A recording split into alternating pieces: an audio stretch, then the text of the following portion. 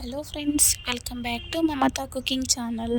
ఈరోజు మనం ఈ వీడియోలో పాలకూర ఉల్లికారం వేపుడు ఈజీ మెథడ్లో ఎలా చేసుకోవాలో చూపించబోతున్నాను.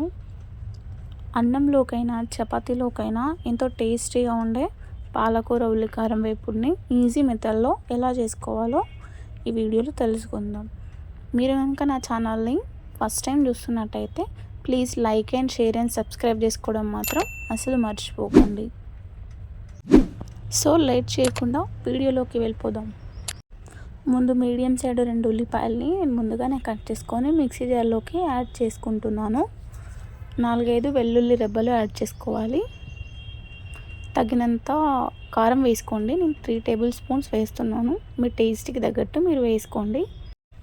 ఇది మిక్సీ పట్టుకొని పక్కన పెట్టుకోవాలి. ఇప్పుడు స్టవ్ ఆన్ చేసి ప్యాన్లోకి 2 టేబుల్ స్పూన్స్ ఆయిల్ యాడ్ చేసుకోవాలి.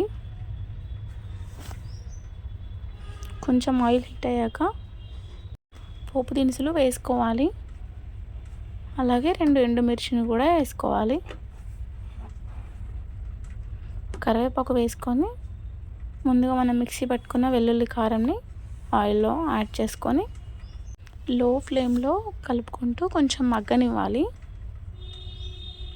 కొంచెం పసుపు యాడ్ చేసుకోవాలి, 1/2 టీ స్పూన్ అంత. కొంచెం సాల్ట్ కూడా వేస్తున్నాను, 1/2 టీ స్పూన్.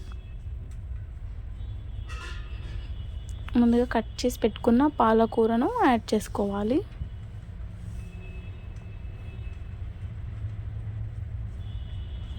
ఒకసారి బాగా కలుపుకొని